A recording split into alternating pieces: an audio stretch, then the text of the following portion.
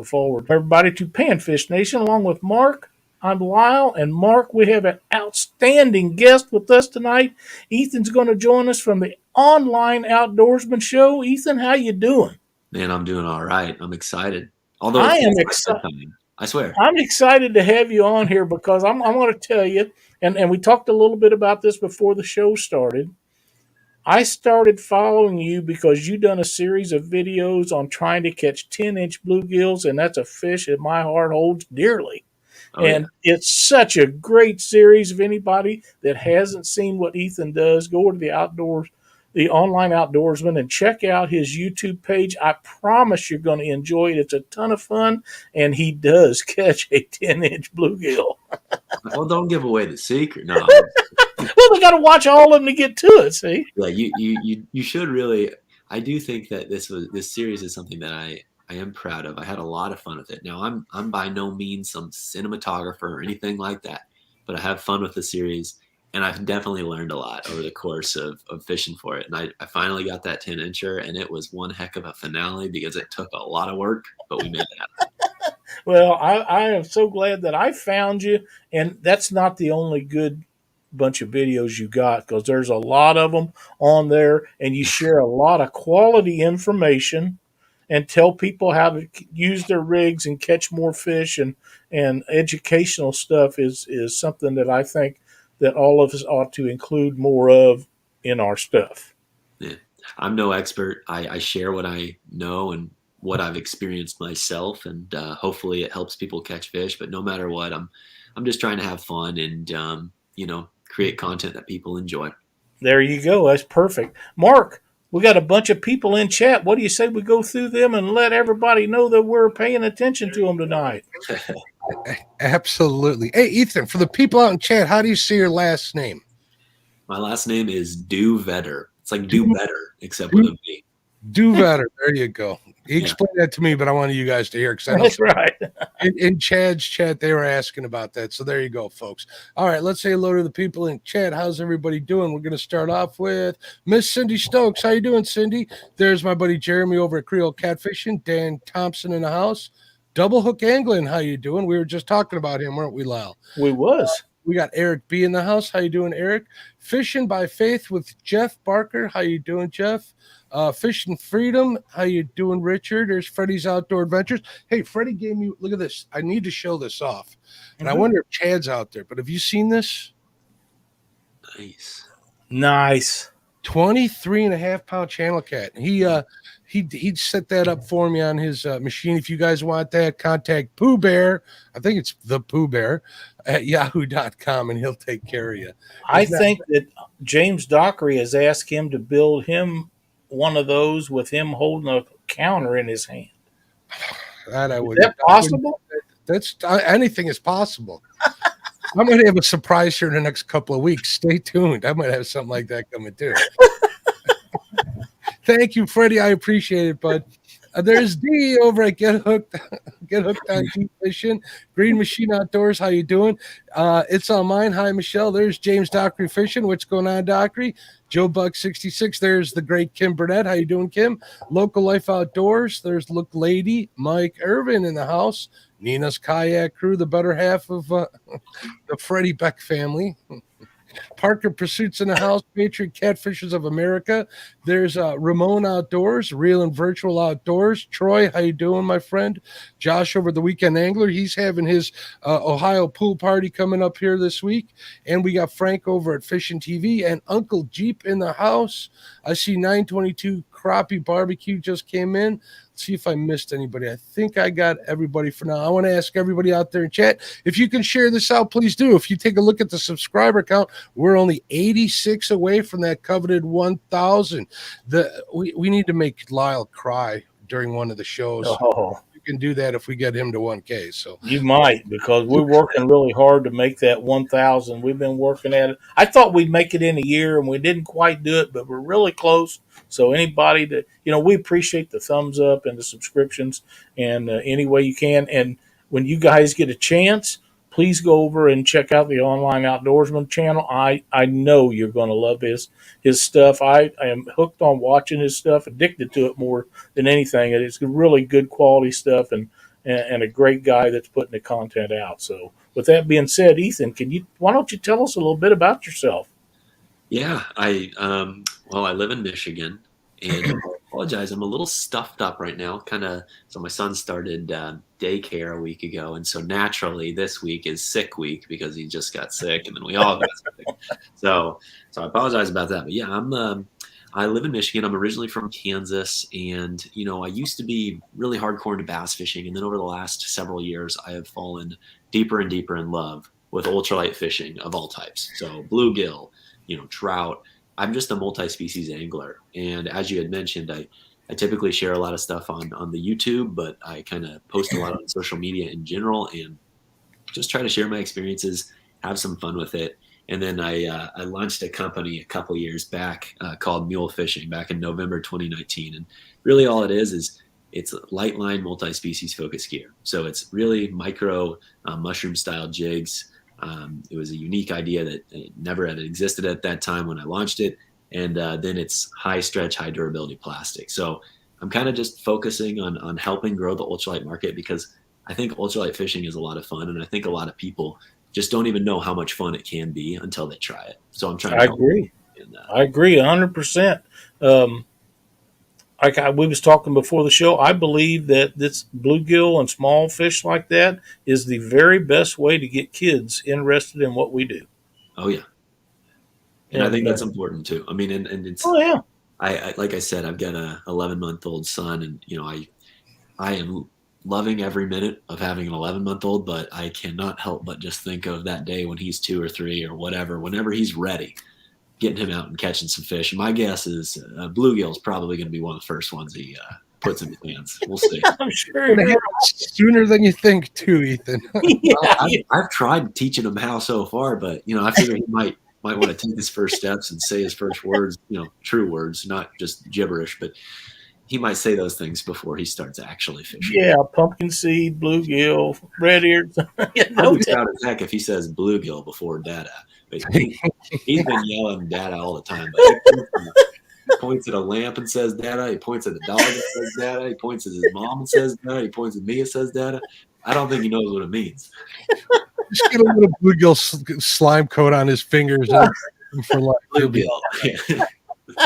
His first word. That would be so cool.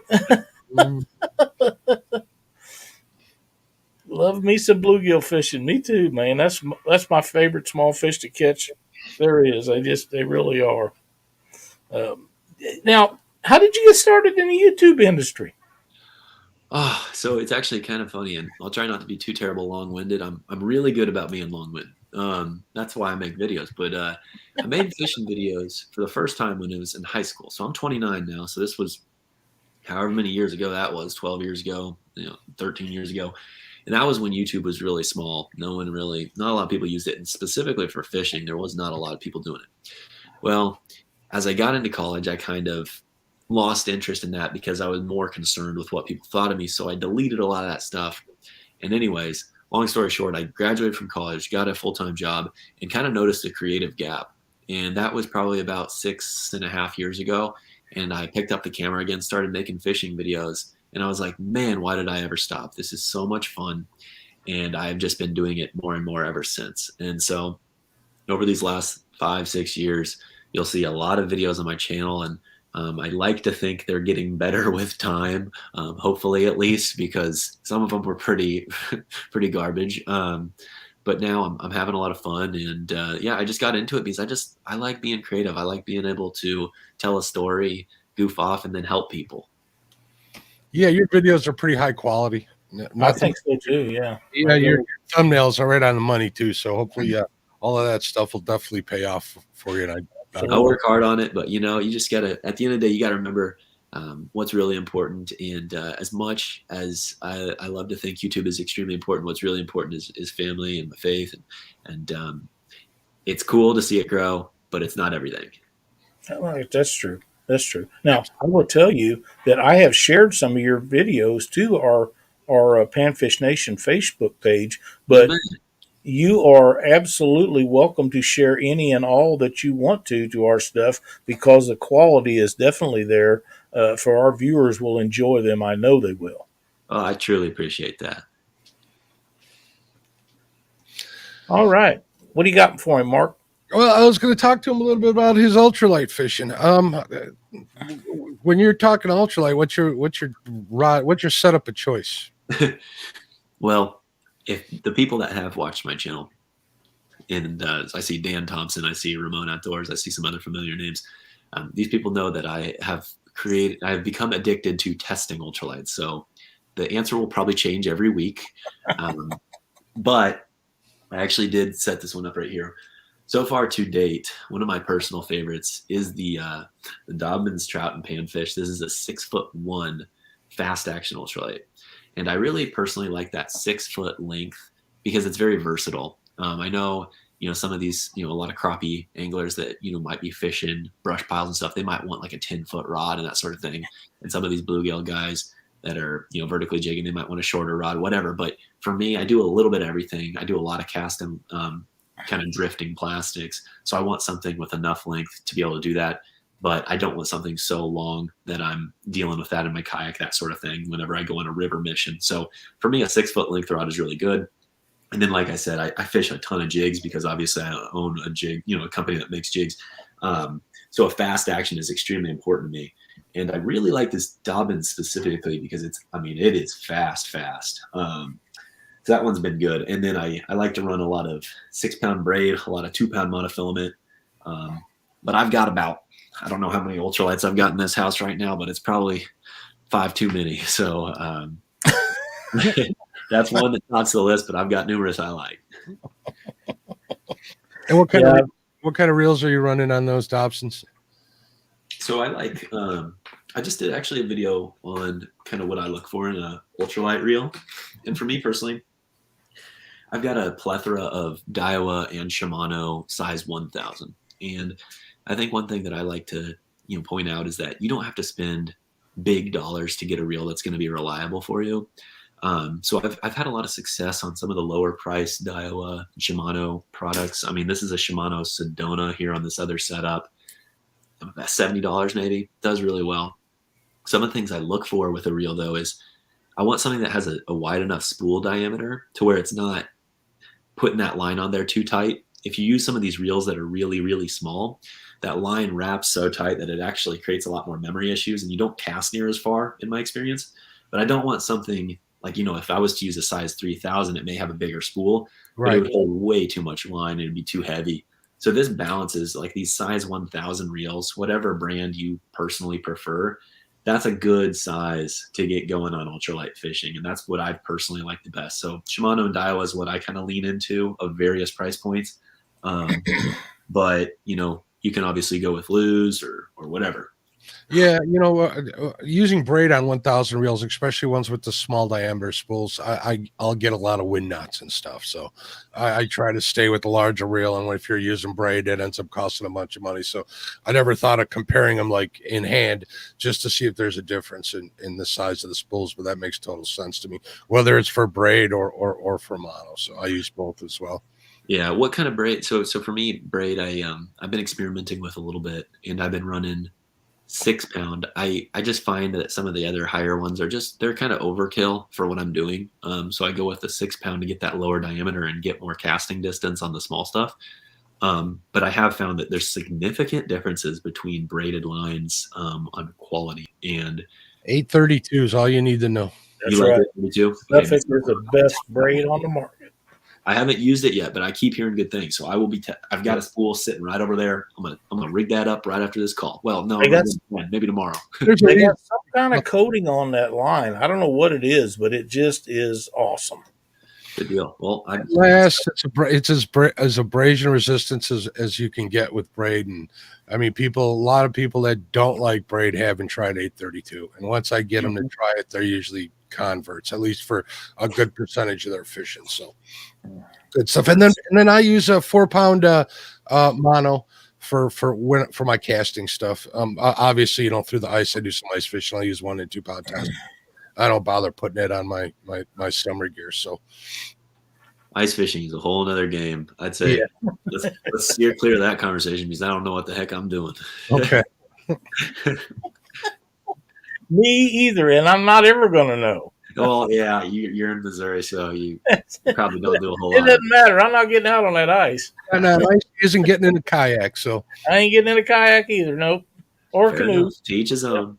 I have a boat that does not ever. There's no way it's going to turn over, and I like that. I can walk around in it, and I can't get in the skinny water, but I can cast that far, so we're good. There's nothing wrong with that. I would love to have a boat. I had a kayak for a while. I had a Jackson, and pan fishing in one of them's always fun.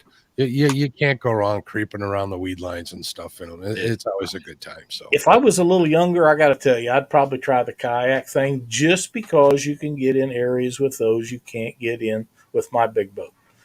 But at 65 years old, I have no desire to learn.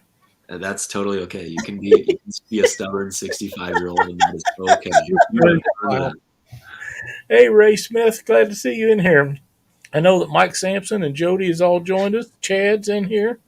So that's good to see everybody in here. James Dockery is in here making his lewd comments. He does that in chat private messages to me. usually in private. Yeah. Green Machine says, kayaks are so much fun, but I'll be glad to be on a boat tomorrow. I bet you don't, James. Get me on the ice, you're going to have a dock there for me to stand on. You can go out on it, drill a hole, and I'll fish through the ice off the dock. How's that? I bet you if someone brought you up to one of the Minnesota lakes where you sit in there and you have your coffee and you catch fish on, 3 feet of ice, I bet you'd do that, wouldn't you? Do you know Luke Hinges? I don't. Luke Hinges is where is it he lives? He lives in He lives right outside of St. Paul, I believe. Yeah. He gets some cold water, and him and I talked about that a lot of times. And I love Luke. Now, he's been a friend of mine for years and years and years and years, and I ain't getting on the ice with him. He's up in Carver, Minnesota, which is a suburb up there. So he's way up north. But I'm not interested in ice. Doc Lang used to do Catfish Weekly with me. He was on the same page. We're full figured guys, and we just didn't figure ice. The first time I'd cracked my I couldn't get back to the bank fast enough. You know what I mean? Yeah. No, it's spooky hearing noises. It's always making noises. It's cracking. Yeah, I wouldn't like that at all. But I tell you, though, I have much interest in the wintertime watching these guys that do these videos for ice fishing. I didn't used to watch them, but the more of them I watch, the more of it I like and the more intriguing it is. And God bless them guys for doing it in the wintertime when it's too cold for me to get out because it gives me something to watch. But I'm not interested in doing any of it. Now, if you set my boat out on the ice and then drill a hole and let me fish through it, I'm good. Well, I did compile a video that ice fish or not, you can learn some cool stuff from ice fishermen because, I guess the big learning that I have is, God, these fish are annoying. You sit there on the graph, and you see them, and you'll jig them, and they'll come up, and they're pretty active. They'll actually be moving up and down, but they can come up and look at it. They might nip the tail, go back down, come up and look at it, and it's over and over, and it'll about drive you nuts. But you can learn things about fish behavior, even if you don't ice fish. You're absolutely right. It's like the original live scope back in the day, the flashers. I mean, it's cat and mouse with them nonstop. So I remember when flashers was the new big thing. Couldn't wait to get one. And we didn't ice fish then either. That was when they come out with flashers, people thought, oh my God, we can see fish down there. It was crazy. They had the paper rollers, right? The thermal paper. That was after that. The paper rollers come after that. I've had them all. Yeah. Yeah. Those were the days. So you do a lot of kayak fishing, correct? Yeah. That's my primary rig these days. There'll come a day I'll get a boat again, but for now I'm good to kayak. The kayak, you got to get a baby seat on the back of that thing and you'll be good. Heck yeah. My little man's going to be coming with me one of these days. Let's get that PFD on him, and I'll just take less fishing gear. I don't need a lot. I just got to get one little box and one ultralight. We're good. That's a good thing about pan fishing. You don't need much. I got one of them little what is it, a Magpul bag that I take with me bait fishing or pan fishing here at some of the local ponds and stuff. And I mean, there's nothing to just throw it in the back seat of my car with the pole, and you're good to go. No packing up the boat, no nothing. So Yep. Well, would you mind telling us what your favorite rig to use is when you're catching panfish? Well, yeah, I mean, I'm a little biased here, right? Because I do own this company, but I launched it for a reason. So what I would say what I end up using more often than just about anything is, well, I've got an example here, but stuff like this right here. So this is a 1/32 ounce mule jig. So like I said, it's kind of like if you know of a Ned rig, it's basically a micro Ned rig. So you take a mushroom style head, which allows it to come over cover really well. Hang on, let me. Oh, there you go. And this is a mule minnow. I've got a couple different plastics, but as you can see, very stretchy and durable. Oh wow, very elastic. You got that 1/32 ounce mule jig, and that's one of my favorite sizes because I find that it's extremely versatile to where you can drift it in shallow water, you can still fish it off a little deeper, you can pendulum it. So if you've got it on a crappie bite and they're suspended over, if they're 12 foot down over 20 foot of water, you can still get these small baits down there as long as you're using low diameter line. And that's, as I mentioned, I'm a huge proponent of low diameter line, 2 pound test, no more than 6 pound test usually. And I've been a huge fan of the 1/32 size in particular, but I've got numerous sizes. And that's just the way I like to fish because, as I mentioned before, it's like I grew up a bass fisherman. And so I'm basically almost like bass fishing for panfish. And I'm just very comfortable with jigs and plastics. And it's just definitely my confidence. So anyways, that's kind of my standard rig. I find that I've experimented with a lot of different things, but this for me tends to work best. When we're talking bluegill and sunfish specifically, I do like to downsize even smaller. This is a 1.2 inch version. So just a 1 inch basically profile, and then that's a 1/64 ounce jig. So when you got them up shallow on weed beds and stuff and you drift that around, that slow rate of fall is absolutely killer for all species. And that's why I launched in such small size jigs, is because ultimately there's a lot of fish out there that they just can't resist when something is drifting extremely slow. I think one thing that a lot of people sometimes make a mistake of, whether they're bass fishing, crappie fishing, bluegill fishing, whatever, you name it, is they use too heavy of gear. They might be more comfortable casting a 1/4 ounce jig, but the problem is when that thing sinks like a bullet, hits the bottom, you've already missed so much of your bite window. And that fish lost interest. It didn't look natural. So you're probably going to catch less fish. Don't get me wrong. There's a time and a place for those heavier jigs. But generally speaking, I personally like the lightweight stuff. Anyways, that was my little pitch there. cool.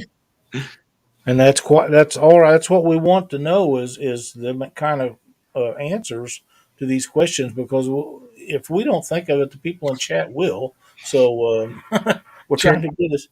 I see a question. Do you tip Yeah, that jig? Dan Holtzy's got a question for you. He says, "Do you tip that jig with worms or wax worms, etc.?" I personally don't.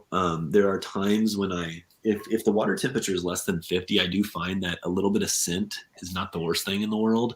So just low cold water, it just seems like fish do kind of hold on a little better and they eat a little better when you add a little scent. So you've got Mega Strike, you've got Pro Cure, you got some other ones out there. They all do fine. You just kind of rub that on there. It seems to help. But I don't. Are those spray scents? They're usually like a gel of some type. The gel ones are pretty good that they're coming out with a lot of them, like the crappie butters and the smelly jellies, stuff like that. I don't think that stuff is like super necessary during like when the fish are pretty active and aggressive. But in those times when they're less active, I do think it makes a slight difference. Tipping stuff, the only time I ever really tip anything, and it's just my style, is really ice fishing. Other than that, open water, I'm an artificial guy. Nothing wrong with a live bait. Nothing wrong with tipping things. It's just my style. Plus, you don't get your fingers dirty digging in a worm. Yeah, exactly. Yeah, I mean, can't ignore that. That's for sure. Oh man. So how can people get a hold of you to buy some of your jigs? It's just mulefishing.com. So just MULE, like a donkey and a horse. The reason I know a lot of people always ask me, well, why mule? Well, it's funny that it's like this silhouette right here. I can't figure Yeah, it's backwards. this silhouette right here. That's actually a picture of my grandpa, and kind of manipulated it, made it into a silhouette. And that logo is my grandpa. The reason I named it Mule is because, quite frankly, my grandpa loves mules. He's a farmer, and he's retired now. He just chills now, but he helps out where he can. But anyways, he always had mules and horses, and he just always loved them. So I wanted to kind of name it something that kind of meant something to me personally. And I think it also makes sense because a mule is an extremely like hardworking animal. And really what I want mule fishing gear to be is simple, hardworking gear. I'm never going to make like the big swim bait that's $200. I'm going to make simple, tried and true techniques that help you catch more fish flat out. I love the idea behind your emblem of your grandfather. That is absolutely awesome. Appreciate that very much.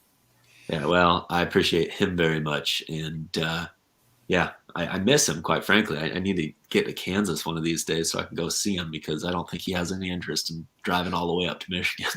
Training a mule is no easy task either, from what I hear. No, probably. No. He has some cool stories. I mean, I'd love to get out there and talk to him some more and ask him about some of this stuff. But I mean, he's rode mule through the mountains and Rocky Mountains in Colorado and camped up there, and just some really cool stuff. And they treated him good, and he treated them good. And I mean, they live a long time, mule. Yeah. So one of his old mules, Bill, still lives with my mom's cousin out in Colorado. He took him because it just made sense at the time. And so old Bill, he's still kicking. He's out there in Colorado. Maybe I should take a trip to Colorado and see old Bill. There you go. Yeah, I just posted your link on there. So people, if you're interested in checking out some of his tackle over at mulefishing.com, please go do so. I'm looking at the donkey tail and the horsefly right off the bat. They caught my eye. I like the horsefly myself, yeah. Yeah, the horsefly is, like I said, everything's multi-species focused, but I'd be lying if I told you that's not a pretty bluegill-friendly bait right there. Anything insect larva profile can be real good for our panfish, our beloved panfish. I've caught a ton of crappie on it as well. I think sometimes I think with crappie fishing, people oftentimes think it's all about minnows. I like getting minnows and running them under a float. Crappie love it. One thing that I've found fascinating is just how many insect larvae crappie feed on naturally. And that's like a forage for them. And I've learned that because of ice fishing, quite frankly. And I've found that the horsefly works extremely well for them as well. Very good. Very good, because we have a lot of folks on here tonight in chat that love to crappie fish. Yeah. It's huge in our area, and I know it is up by Mark also. So, but me, I'm a bluegill kind of guy. Hey, there's room for all of them in my boat. That's right. That is 100% correct. And what else do you use besides your jigs and plastics and stuff and the rod and reel thing? Is there any other specific tackle that you use? I've been experimenting with a lot of techniques, but I'm a jig fisherman definitely through and through. It's kind of my confidence space. I think 9 times out of 10 with panfish, you can't really go wrong there. You more so kind of adjust. Don't mind us. We're just fighting over highlighting chat comments. Yeah, Dave's comment. I hit it. He hits it. It goes out. If you want, you can send me an email, mulefishingsupplies@gmail.com. I can take care of you. There you go. No, but I like experimenting with lots of gear. I think some of the fun stuff to fish that I haven't necessarily found as quite as successful every trip, right? Like a jig kind of works all the time, whether you're doing a feathered, crappie jig, like you can do any type of jig you want. It doesn't have to be a mule jig. But stuff like little jerk baits, I find very, very fun to fish for panfish. They're not always going to catch you the biggest fish and the most fish, but it's a fun technique when they are aggressive and moving in the shallows. So think crappie early spring, think bluegill in the fall. you run down a windy bank or a windy point and you're just ripping a jerkbait, pretty hard to beat that bite. So it's a lot of fun. I'll get on them too with some of those. So it's a heck of a lot of fun. I even got into some micro crankbaits thanks yeah. to Lyle and James Dockery. They made me buy one of each color, but that's another story. Have you used the Yozuri snap beans? They're really I'm not listening. He needs some of those. I spent enough money. They're itty bitty. I mean, they are itty bitty, but they're yeah, fun. You need some of those, Mark. James will now help you pick out a few. I'm sure you will. The other thing you can do, I mean, obviously a lot of these guys probably are very familiar with just fishing floats in general. So whether you put a jig under it, you can also put just live bait under it. But I've gotten pretty big into slip floats, as well as just pegging a float if you're fishing really shallow water, shallow creeks. But a slip float is always nice, right? If you want to fish over a little deeper water and you want to present a bait vertically, that obviously is extremely tried and true for all panfish. And like I said, it's nice because you could just put a red worm under it if you want, but you could also put a jig under it if you want. There's no real right or wrong there. That's one of my favorite ways I like to do it. And I like to use a drop shot rig when I'm doing it. You literally put you put the float rig out there and there's just a drop shot underneath it under a flip float, and that keeps the and I try to get it to where the weight is just touching the bottom. Interesting. So you kind of like, I like that idea a lot. It really does create a more vertical drop shot because and if one of them comes up and hits it from the bottom, the float rolls over like that, so you know that they're coming up and getting it. That's how I like to do it. I like that. No, I'm gonna have to play around with that technique. I'm gonna steal that one. Don't worry, Lyle. That's all right. I'll steal that one, but I'll give you credit. It's all about helping somebody that does it different than you. It's all about teaching them a trick to try, and it may not work for you, or it may not work for somebody in chat, but it may work for the next guy. Who knows? It works for us. I've played around with some micro drop shot, just a straight drop shot. I haven't quite found when it's going to be right for me. I think vertical fishing obviously could work, but the one thing I do like about it is if you run a micro drop shot and it's really windy, you can keep your line tight, and when something nibbles, you know it. That's right. When you're drifting a jig and it's windy, it can be a little more challenging to do that. Someone asked about what rod I run a jerkbait on. I mean, like I said, I've experimented with a ton of ultralights. I will talk a little bit more about what tip I would look for with any treble hook bait. So we can talk inline spinners, your rooster tails, which are obviously highly effective for panfish as well, or your jerkbaits. And I want a little bit more back tapered down the backbone there, right? So this is technically still a fast rod, but it's way less fast. So more of a moderate taper to where it really does flex down the backbone and it absorbs those treble hooks a little bit better. So that one's a Temple Fork, 6 foot.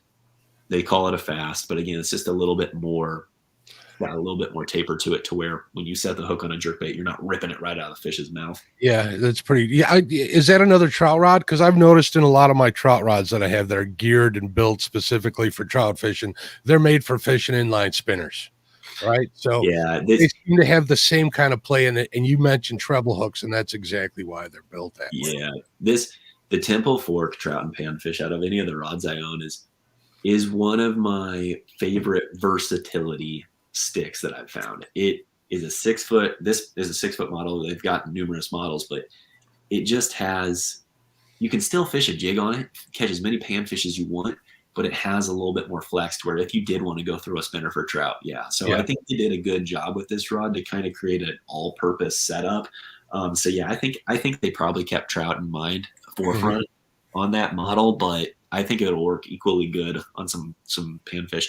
The thing I think people should think about when it comes to crappie fishing specifically, we've all heard the term paper lips, right? Well, when it comes down to it, a crappie with those really thin mouths, if you're running too fast a gear, too heavy of a rod, straight braid and maybe a big hook, and you set the hook, you might come back with nothing. You felt the pressure, but you tore that lip, and you have to compensate for that somehow, whether that's running monofilament line, whether that's having a little more flex in your rod, maybe it's your drag. That's what half the fun is, right? It's like you create a system. It's drag, it's line, it's rod. That's what's fun for me. I always like creating a system. So, I agree. That's a great analogy right there. I know Creole, they're just pumping them out of me. You're welcome. You're welcome, Creole. Oh, man. So, what have you got planned in store for your YouTube channel in the future? Anything you can tell us about? yeah, no, I'm actually really excited. Right now, I've got a lot of ultralight like rod videos I plan to do because that's kind of become a big thing I do. This is one of the ones I'll be testing soon. I haven't tested it yet. I haven't even made a cast with it. It's a Daiwa Kage. It's like a really fancy ultralight. So I'll be testing some more gear because I enjoy doing that. And people seem to like it. But the other things I'm going to do is a lot more series, right? You mentioned the Pursuit of a 10, which was that series all about bluegill. And it was great. I want to do more stuff along those lines. So I would like really my goal with my channel is eventually to have a bunch of mini series devoted to numerous species to just kind of tell stories and become, just as I'm trying to become a better multi-species angler, I'm just showing my journey. And so that might mean, a 3 to 5 video series on trying to catch pike. And that might mean a 3, or a 10 video series on river smallmouth. And that might mean some more stuff on crappie. But this last spring, I started a crappie series. It's called Slab Stories. And that is, every video is 100% devoted to crappie. And it's all about just trying to become a better crappie angler, better understand this fish. And so I'm going to continue to do that. So I guess to sum it all up, I kind of rambled. A lot of multi-species stuff, but it's really going to be focused on kind of becoming a better angler in general across numerous types of fish. Very nice. Very nice. I'm looking forward to that because that will be sort of like what I just got done watching, and something new every time you post. So, but you're still on the same topic. Yeah, I mean, I think I can't help but think it'll be so much fun to go out. I've never devoted much time to pike, right? And it's like, and that's not a panfish. I know we're talking about panfish, but dude, I'll tell you, you hook into a pike on some of this light line from time to time, and just and you're like, Yeah, catch a few of those fish. And yeah. they hit hard. We get a few of those when we're in Wisconsin fishing for those channel cat up there, and I caught my first one up there. Was it this year or last year? Last year. Wow, last year. And although I wasn't impressed with it, because I'm trying to catch 30-pound channel cat. Yeah, we're But always it was a species that I'd never caught before, so that's cool.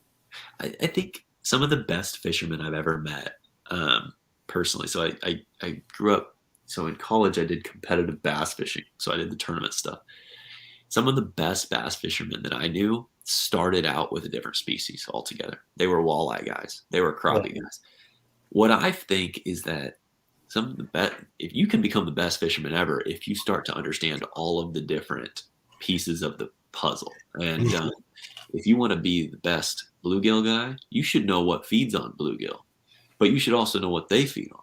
So if you're the best bass guy, you should know not only what they feed on, not only what might prey on them, but also who are they competing with.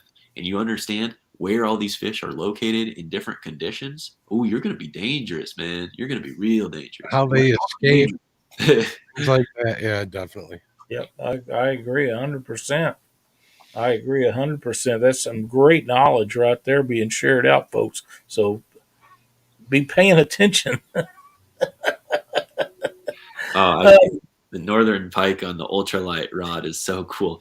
So to watch, if you happen to go in and watch the Pursuit of a 10 series that Lyle was talking about, you'll see me run upon one of those northern pike. I think it's episode 6, and 2-pound test.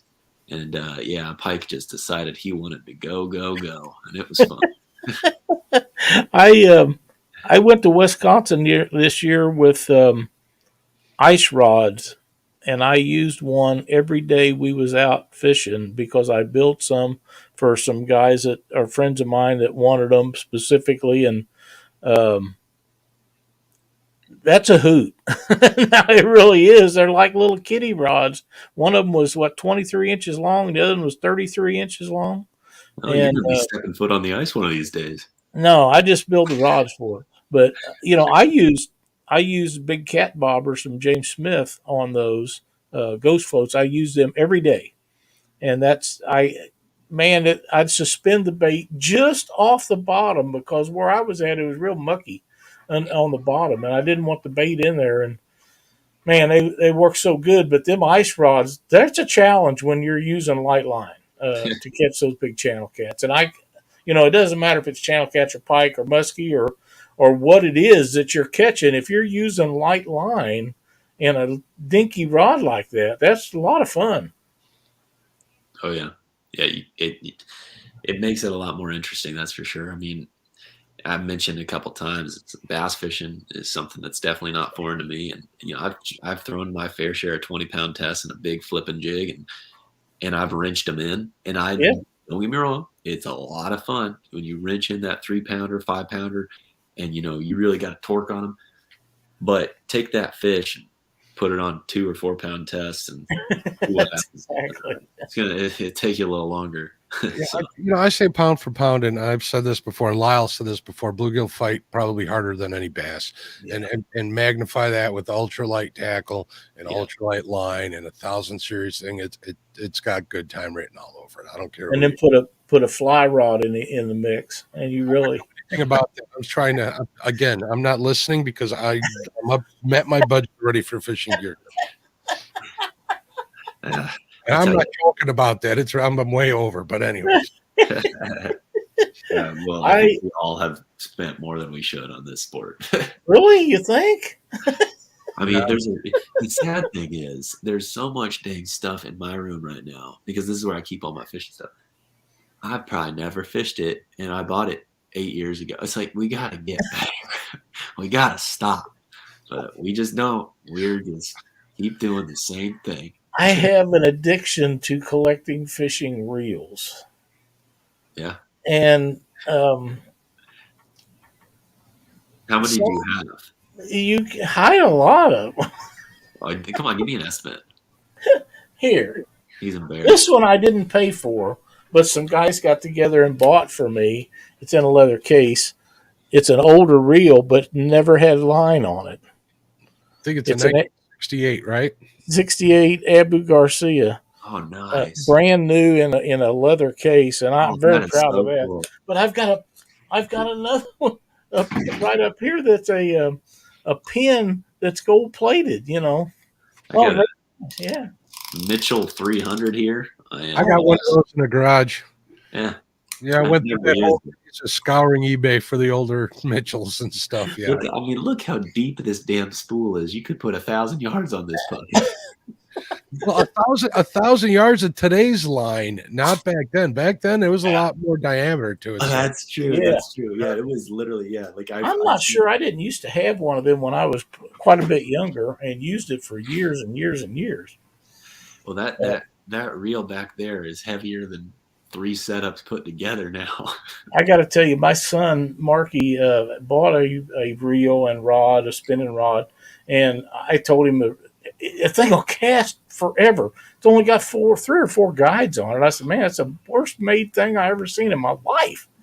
He said, Dad, I love it. I said, okay, you're happy with that? He told me the other night on the phone that the old reel had give up on him. It's some kind of old Shakespeare. I said, hell, I'm surprised it lasted as long as it did. And he said, what am I going to get? I said, I got one for you. He says, is it real big and heavy? I said, yeah. He said, that's exactly what I said, well, I got you covered, mate. You come on down and pick her up. There's not a lot of people that want a big, heavy reel these days, yeah. Well, I happen to know a guy who collects Zebco 33s. Oh, yeah? Yeah, he's trying to get one from every year they were made. He's just wow. and looking, and he knows what the serial numbers are supposed to be and stuff. And he's just into it so much, and he uses them too whenever he can. He uses them to go bait fishing. He's a flathead buddy of mine, so There's nothing wrong with that. I mean, he puts them to honestly, use. He just Jim Stanley. He wants one of each of them. So Yeah, I bought some for Cindy because she doesn't like to use a bait caster. She can use them. She just chooses not to. And I've got her some 733s that I took away from her because we was fishing all the big catfish tournaments, and I wanted her to use bait casters. And she did, but she didn't like it. So I'm going to let her go back to using what she wants. And, yeah, don't make people into something they don't want to be. those things, they have zero. I mean, it take you an hour to reel in a fish with those things. Like they're picking up like an inch of line per turn. It's just funny. Yeah, Double Hook Angle says, but it's hard to stop. I can't. I know what you mean, buddy. And we're all there. I'm leaving Ethan's mule fishing link open on my browser right now for James and I'll Don't be go glad to too help crazy you out with now. that. No. James and I will be glad to help you out with that. And I know. I need Ethan, some of those mushroom jig heads, Ethan. That's what I need to order from you. That's what I'm looking to get. Those Yeah. things. They've I'm done that for a lot of people. And I'm a big fan of a Ned rig. I've always had a lot of luck, especially on the river here where there isn't as much weeds and stuff. It's simple. I mean, it's just drag them baits along the bottom. It's like that's right. yeah, foolproof. there's no reason. Yeah, there's no reason you can't downsize that even further to start to take focus more on some of the multi-species that we have available. I can imagine dragging those through bluegill beds in the spring. That's how I caught my 10-inch. Yeah, there you go. I got my it's sitting over there somewhere. Hold on, I'm gonna grab it. Okay. I don't know, if he had a whole series about chasing that 10-incher, I think he needs to get a replica made of that. Yeah, I'm telling you, that's a great series. Anybody that hasn't watched that needs to go check it out. Give you a solo layout here, Ethan. There you go, bud. What do you got? That's the one. I'm keeping this lure. I retired this puppy. It's a Donkey Tail Junior on a 1/64 ounce mule jig, and I drifted it through bluegill beds, and wham bam. Like actually, it was a funny thing is it's a 10.5 incher, and it was a female, so it wasn't even a big male, which I was definitely expecting when that day came. I thought I for sure was going to get a male because they're notorious for guarding those beds with their lives. And, they're big and aggressive, and usually I would say, if you're going to get that big alpha, it's going to be a male, but it's kind of cool. I got a female. Yeah, I mean, a female that big, they're just going to pass on. You obviously put it back, if I'm not mistaken. I need to catch up. Of course, all those big fish went back. That lake was special. Yeah, past the DNA, and I also put a lot of the big bulls back that I catch too. They're the ones with the big humps on them. They're always so cool to catch, but I've yet to catch a female that size, so that's pretty impressive, to be honest with you. Yeah, that's a great fish. Yeah, that's a great video. I appreciate it. It was honestly it was such a long video. It was like 33 minutes, but it was pure madness. But I think it was like episode 4 of that series. I had actually interviewed fisheries biologists, and it's like low quality, but it was cool because I was able to talk to a couple fisheries biologists about exactly like what would it look like what would be your ideal situation to really create a big bluegill environment. And he's basically like, you really got to turn back the fish, but at the same time, like the most important ones to turn back is actually the big males during the spawn, because they're protecting the eggs from the biggest, baddest fish. And if you pull that big male off the bed, if either A, that fish has not, fertilized the eggs yet, and then a squeaker male will come in and then pass small DNA on, or B, you're going to expose those eggs to then get preyed upon by something else. And so it's like, I'm not against keeping bluegill. Don't want people to say that. I do think that we should probably be very cautious about keeping them during that spawning window, especially the big males, because if we want trophies for years to come, get those fish back in there. Hey, Jesse, glad to see you in here. Sunfish for Fish, glad to see you made it in the chat tonight. And Dave says 5 and 6 inch bluegill fry better. I need to figure out some of these recipes. I would love to eat some bluegill, but they're great. Damn River Boys, glad to see you made it in the chat tonight, buddy. Yeah, the spawn, when they're spawning, that's a fun time to catch them. But Yeah. I hardly ever keep them when they're on the beds. So Yeah, I don't either. Yeah. Well, and if you do it, again, I'm not dogging on it necessarily. Just we all have a responsibility as conservationists in general. It's the same with all the species. You I want to grow them big, you got to think about it. I got one pond here that I've been fishing for a while, and I'll never give up its location, but I've been fishing it for like 8 years now, and I fish it for catfish bait a lot too. But putting the big ones back and taking out the small ones, it's catching 10-inch bluegills now is almost a regular occurrence. Yeah. You know what I mean? And I really believe it's that I kept putting those, because I take a lot out of there, kept keeping the smaller ones and putting the big ones in. Every now and then I'll take a big one. I'm not even going to lie about that, but I try to make a conscious effort at being selective in what I pull out of there. So, Well, I think that's a good point too, though. Another thing that the fisheries biologist told me was that basically every body of water can support X amount of pounds. mm-hmm. So that X amount of pounds can be made up of 20 big fish or made up of 200 small fish. Yep. So when you just mentioned it's a great point. Every time you pull out a bunch of those 5 and 6 inchers to use as bait, you might be making room for another 5 incher to grow to 8 inches, which is kind of cool. Yeah, we did a show with Bob Lusk a while back, and he's probably one of the leading pond managers in the country, Nice. right, Lyle? Yes. And that was an awesome show. I probably learned I learned an awful lot about just normal fisheries, not just ponds, just talking to him. So That's really Thank cool. you, Chad. all right, good deal, Chad. Then the message got out. Awesome. It sure did. We're running on about to the end of the time for our show tonight, and I know that you get up early in the morning to go to work, so I don't want to hold you up. I know you're probably past your bedtime now, but I'm willing to make an exception for you, Lyle. well, I'm glad you did, because it's been an outstanding show. You're a super good guest, and I know we have to keep you up a little later than you like to be, but I would like to extend the invitation for you to come back on here and do another show with us later on this year, maybe. Of course. I mean, I had a lot of fun, and I feel like we've only scratched the surface. We've got. I agree. I know. I've had a good time talking with you. Definitely, Ethan. You definitely know your stuff. So it's always It was a blast having you on here. And again, if you would like to tell everybody where they can get in touch with you and buy your products, now is a great time to do that. Of course, yeah. Well, again, I just want to thank both of you for taking time out of your days to spend time with me. It means a lot, and also bring me onto the show. It was a lot of fun, and you guys clearly are well on your way to hitting that 1,000 number. I know it's coming real soon because you're doing great. But I'm just online outdoorsman on all the social platforms. You can look me up. And then aside from that, it's just MULE fishing.com, mulefishing.com. And that's all my products. And I appreciate the heck out of your consideration and your support. And I hope you all have a great night. And yes, I am going to go to bed now.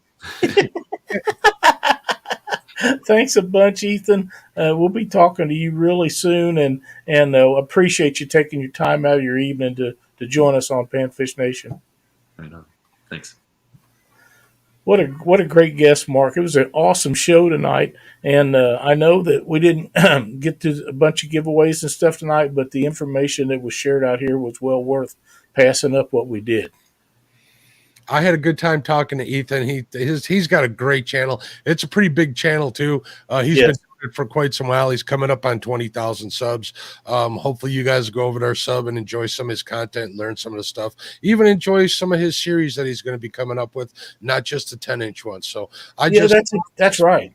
Yeah, Lyle just introduced me to his channel when he said we were going to have him on there. I didn't even know. That goes to show you, I'm going to go on a side note here. That goes to show you how big the audience is on YouTube. There's channels out there that are of that size that you've never heard of. That's right. So, it hasn't been Mark, but 3 months since I found his channel. Maybe not that long, but about that.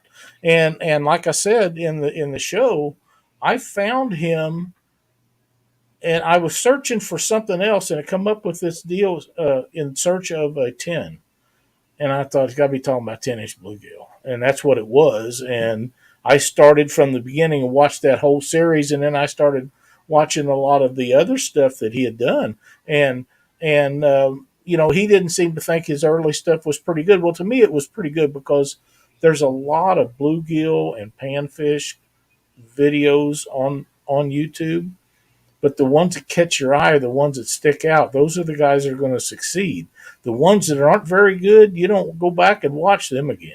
Mm-hmm. Or I don't. I'll watch one or two of them. If they don't get better, I'm out of there. But his continually got, it's not just about bluegill and panfish. Like I say, he talks about pike and bass and all kinds of other stuff. So there's something on his channel for everybody in this size of fish range.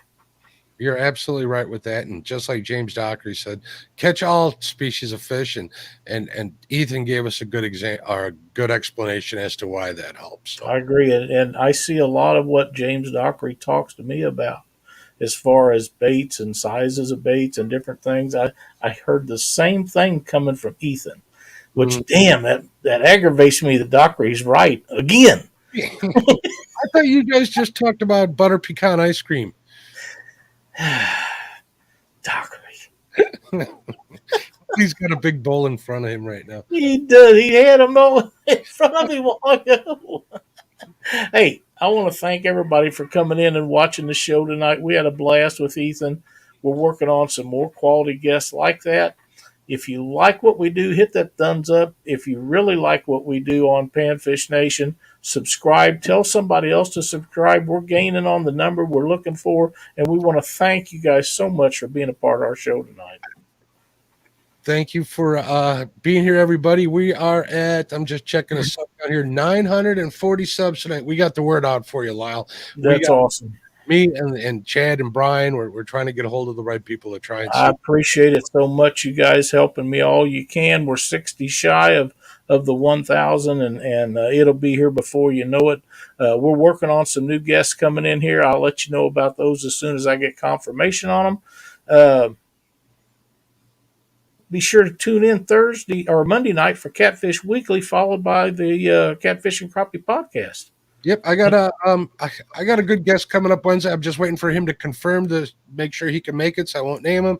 And then a week from Monday, I'm having Chewy from the Carver Fishing Podcast from Carver, Minnesota. I'm having Chewy on my show. That'll be really good. Our guest Monday night will be Dustin Nichols from Northwest Missouri Fishing. Be a lot of fun to have Dustin on the show. We'll talk about a little bit of catfishing, probably on the Missouri River. Of course, I'll have Chad in there with me, so we'll have a great time. And then Thursday night, Mark and I'll be right back here with the Catfish Nation, or Panfish Nation show. Just in case Chad missed us at the beginning of the show. Good night, everybody, and thanks for watching. Bye, everybody.